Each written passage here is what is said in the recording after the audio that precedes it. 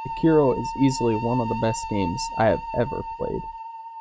Everything in this game has been carefully thought out and meticulously crafted in a way to give you one of the most brutal gaming experiences of your life.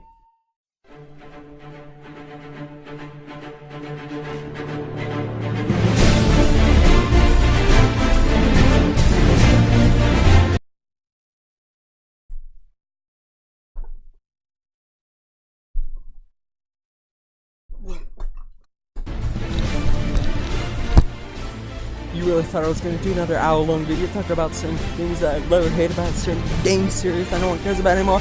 Because it's been a while since a certain sequel has been released and everyone forgot about it by then. Libtard! You, my good sir, my good, here, let me stroke your chin. But also, you're a libtard. I did feel like I needed to talk about this game though, because my Ancestry.com page tells me I'm 90% Japanese and 10% autistic. Libtard!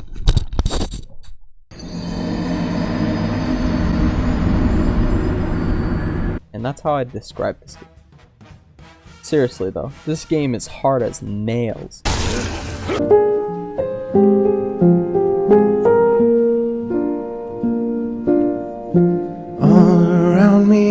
Like to the point where you'll just give up and want to commit seppuku. Hey guys, welcome to my tutorial on how to commit seppuku. Huh? Yeah, it's gonna be a pretty cool one, boys. Alright, listen up, alright? Step 1, you gotta get your sword, alright? This is what I'm gonna be using. This is what I'm gonna be using for my sword, alright? Look how beautiful that sword is. It's a beautiful sword. He'll do the job real well.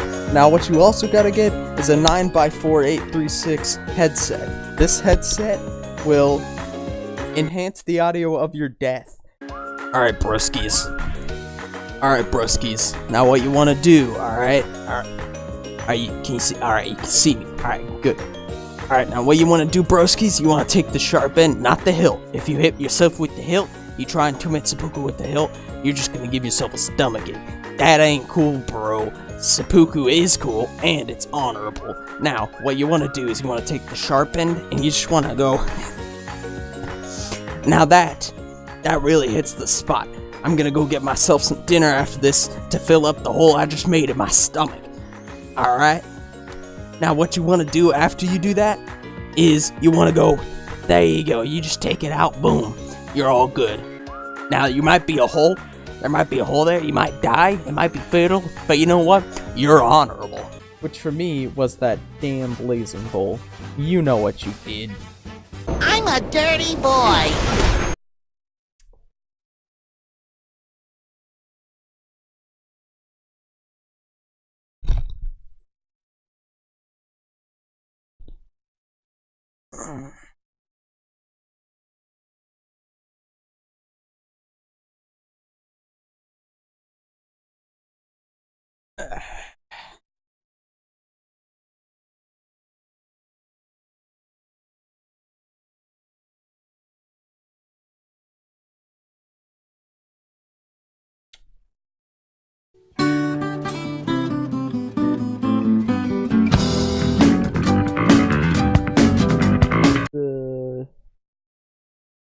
The challenge of the game comes from the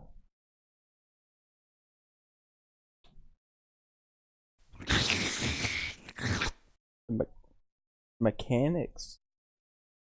The challenge comes from the mechanics of the game. Yeah, the challenge comes from the mechanic. Yeah. Hey, can someone tell me why my blood smells like ketchup? The challenge, though, comes from the mechanics of the game, not just how utterly bullshit. This ain't no exploit. I can't. That's all I don't know. Did you kill him or you both I'm so confused. Yeah, kill him. He's on your fucking I take that back. I never want to play this again. Are you serious? What is this, Dark Souls? Good job. we done? Yay! So first, there's what I would call one of the most important mechanics in the game, which is the deflections. In all previous Soulsborne games, you would use either a dodge or a block to avoid getting hit, with some parries thrown in there if you weren't a little wimp baby man. But that won't fly here, Chief. You basically have to get good at deflecting if you want to play this game until the end. Now you can technically beat all the bosses without deflection, as there's usually a little window, a very small window, for you to get like 1 or 2 whacks in with your little baby sword that does like no damage, before they start another attack chain. But not only will that take you forever to beat the bosses if you do that, but you have to be even more pixel perfect with dodging than deflecting. Because this game is all about deflections, they have significantly reduced the amount of frames you are invincible when dodging, which is cool as it encourages you to get in there, get aggressive, and get good at deflects, aka stop being a wimp baby man. Basically, deflections work like parries, except not every attack that you deflect will stagger an enemy, sometimes leading to insane moments where you are deflecting a non-stop onslaught of sword swings, slashes, and stabs that vary in how fast they are, while also having multiple combos that can lead into other combos, keeping you on edge because you aren't even completely certain on what attack the enemy is going to use. And add on top of that, the other attacks enemies can use, such as thrusting, which can't be blocked, and sweeping, which are attacks you must jump over to avoid damage, and you have a badass combat system that really makes you feel like Batman. Oh, you thought I was doing an overdone joke.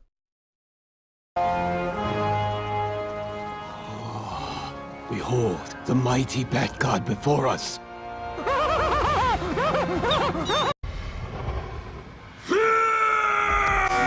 How could this happen to me? What is the deflection system without the postures? Basically, each time you pull off a successful deflection, the posture bar fills up a little more. This is also what replaces the stamina bar.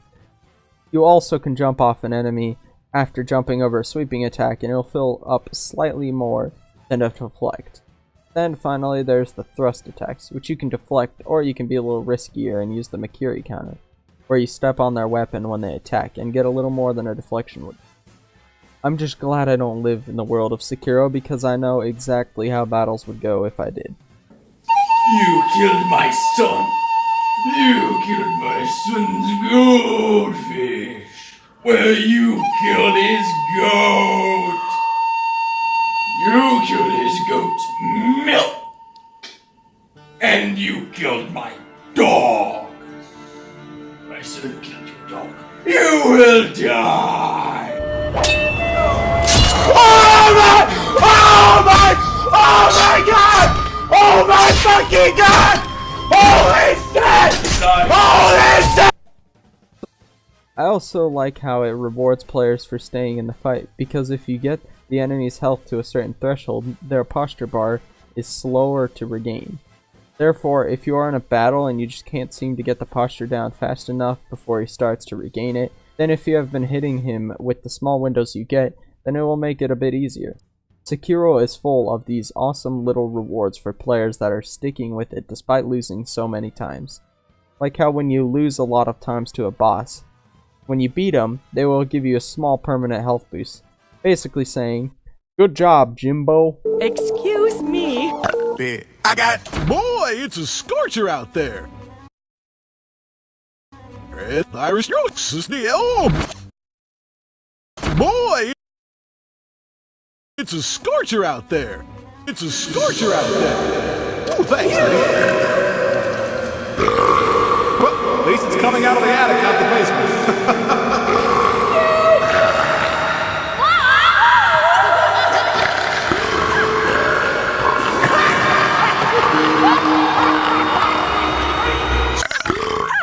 You also have the Shinobi prosthetic, which can help you in certain situations, like how you can use a shuriken to knock down Lady Butterfly, or you can use the fire to hurt and stun the giant ogre. It's really up to you as well. Like, I personally never have found the shuriken that useful, even though I know they can be very useful for taking out gunmen, or like previously said, knocking Lady Butterfly out of the air. So really most of them do have their uses, and whichever prosthetic that is being used just depends on the person playing. I think my favorite ones are the axe and firebend, but someone else's favorite could be the shuriken and Sabamaru. Maybe you just want to be spirited away. Hey, can I ask a favor? What? Could you spirit me away? I don't follow. I know about you. You're a shinobi, right? As monks say. Shinobi can spirit people away. Make them disappear as if they were never there. Why do you want that? I'm sure that everyone will be wherever I disappear to. And then I'll get to see them. I'm in charge of looking after the children. After all, you can do that, right? All right. Oh, thank you. I'm ready. But also a little frightened. But yes, do it.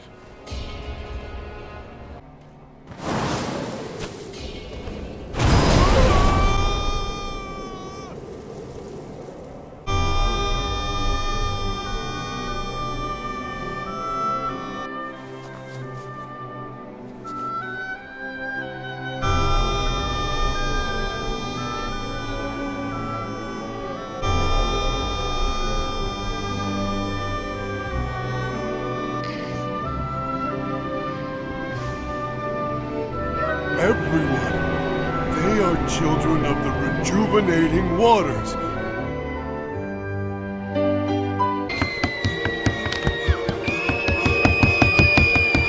Oh yeah, you can also jump and climb. You know, if you want to be Super Mario Brothers hardcore parkour.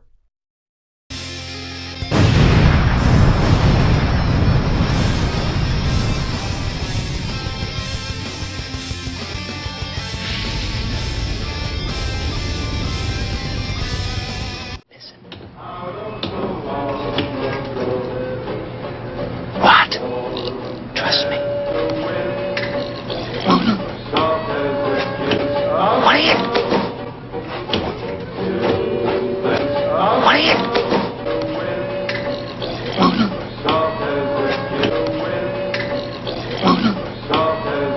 Akademie zugebracht haben, nur um zu lernen, wie man Messer und Gabel hält. I'm also gonna put this in here just because I thought it was funny.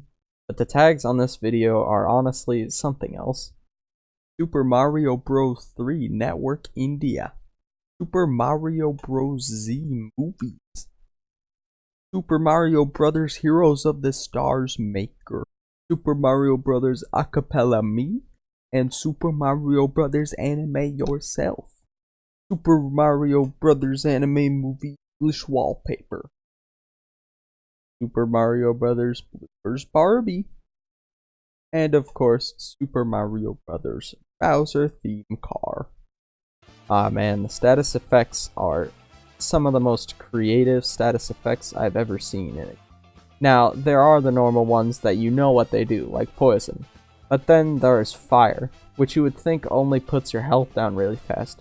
And while it does put your health down if you are in a fire, when you are just on fire, the posture bar is completely stuck where it is, and can only be pushed further up.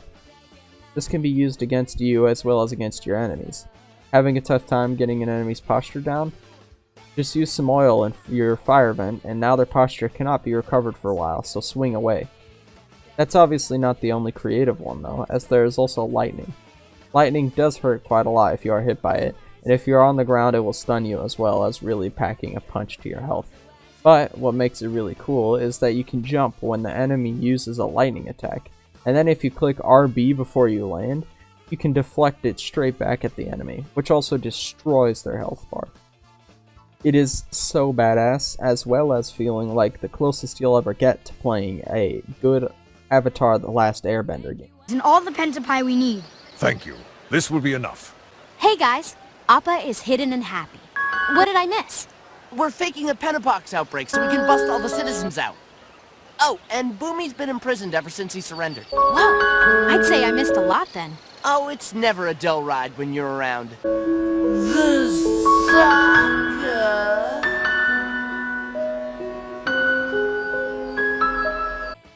You can also resurrect yourself as well, which is a very cool mechanic that you can use to your advantage without it being OP.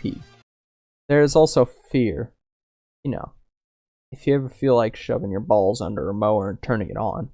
Thankfully, there are items to work around these status effects.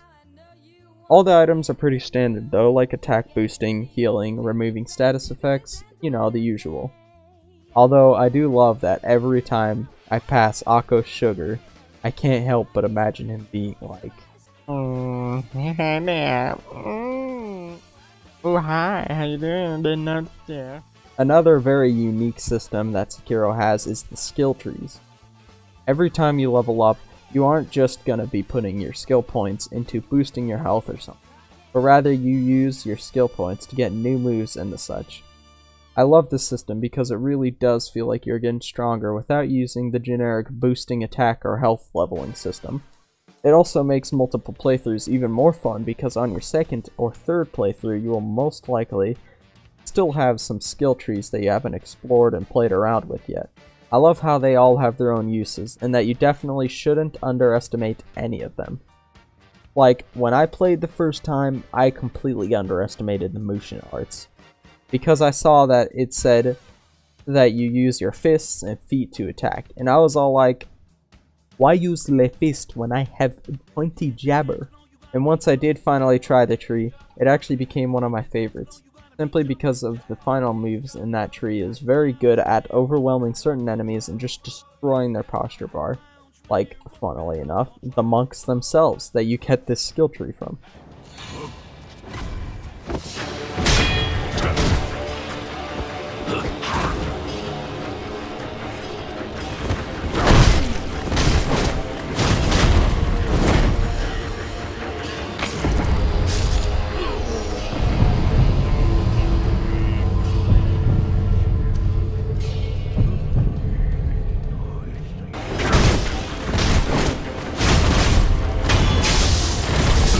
None of these systems would matter at all though if the enemy, boss, and level design was awful.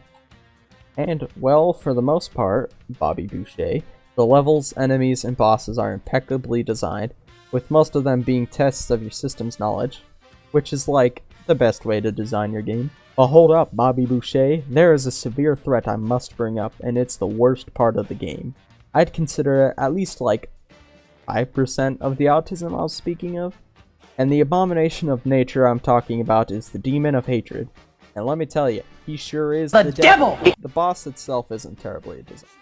If it was in Bloodborne, it probably would be a pretty good boss. The thing is, that would be in Bloodborne, and Sekiro is drastically different than Bloodborne. So much that this boss is awful specifically for Sekiro, because it isn't designed around some game mechanic. It's literally about dodging and attacking. The whole rest of the game was always about being strategically aggressive, making sure the enemy's posture doesn't replenish, while also being quick and precise with your deflects and attacks. This boss is literally just run around him about 90-100 times while whacking him a couple times every so often until you have beaten him. He goes against everything that was designed and put into this game, and he is easily the worst part because of that. I know I ragged on Fear because it's just a really boring and unfun status effect, but at least it has somewhat of a workaround with the items that heal you of fear and reduce fear buildup. But this part has no workaround, you just have to survive the fight longer than he does, which is pretty boring when he can easily one-shot you. The thing that slightly saves it though is that it is a secret optional boss, so you can decide to just not fight it. I did just because I wanted to experience all the game had to offer though, and when doing a review you do want to experience as much of the game as you can, because you are supposed to be looking at the whole game. So yeah, screw the Demon of Hatred. Now, a game can be amazing without a story, or at least not an obvious one. Just because I had no idea what was going on in Dark Souls or Bloodborne, for instance, doesn't mean I didn't love those games. Although, a story that you are invested in can definitely make the experience in a game that much richer. I think that Sekiro has one of the coolest designed stories in terms of gameplay. There are cutscenes, but most of the time you will get connected to characters and events by talking to characters on your own volition, instead of having you get connected to them through cutscenes. The reason I think this is genius is because if a player doesn't want to get connected to the characters, they don't have to. Most of the game, you don't have to talk to any of the NPCs, but if you do, you get to know them better, get connected to them, and really get invested in the story and the world. It is a genius combination of the way they used to tell stories in their game, and how others tell stories. You don't have to wade through heaps of dialogue and cutscenes if you don't want to. I did though, because I wanted to, and I did end up getting attached to the characters, and I love how one of the ways you get a different ending is by simply using a mechanic you already knew about, the listen ability, but while hiding behind a wall next to some of the NPCs. It just simply takes a player asking whether they could eavesdrop on the NPCs or not. Spoiler warning, I just wanted to highlight that I loved how the ending most people will get links back to the beginning, as Sekiro as a child grabs his now adopted father's sword in the middle of a battlefield, and at the end your master Kuro grabs your sword. It's an amazing little detail that I didn't notice my first time around, and I loved how it was in the ending most people would get too. Now, I'm not going to go into detail as to what I think any of the symbolism means or anything though, I'll leave that to you. So yeah, the story, if you are willing to give it a try, is amazing as well. If you're not sold, I can tell you it's better than the classic film, The Room. Are you okay, Danny? I'm okay. Are you okay? I'm okay. What's okay? He's taking drugs. Stop. It was a mistake. A mistake. That he takes drugs. Mom, stop! It was Denny's mistake. Why did you do this? You know better, right? I'm sorry. You know better, Danny. You almost got... But yeah, overall, I freaking love this. Yeah, it has flaws. I mean, you know, every game. And what makes the difference is if you love the game enough to look past some of its flaws. And even though not everyone will like it, I still would definitely recommend it to everyone. Just because you might fall in love with it. Although if you don't like difficult games, then you're a wimp baby.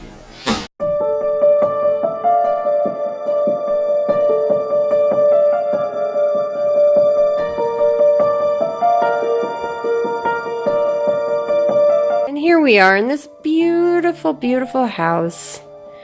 Lovely neighborhood, quiet, nice, friendly neighbors with this guy here. He's been living here for a while now. Very much enjoying his beautiful place with this guy. He calls himself the sculptor.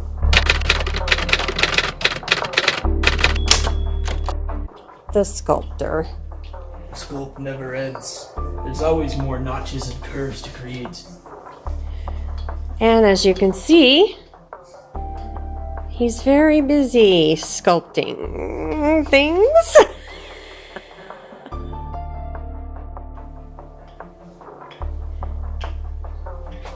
And the owner of the house.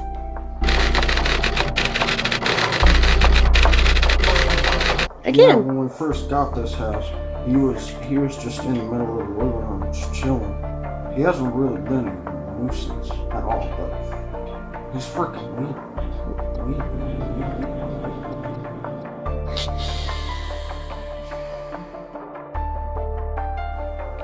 So are you going to allow the sculptor to stay here? Or will he be evicted? Sure. So how many angels are in this house?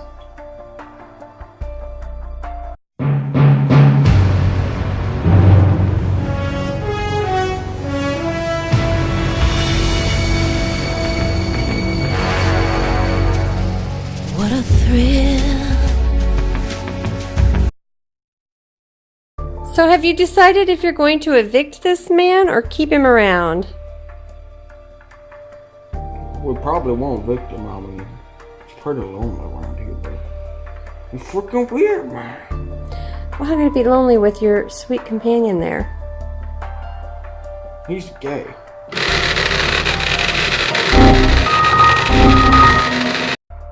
How long have you been here again? 2 2 what? in deer years. Deer years? What's a deer year? It's a year in deer.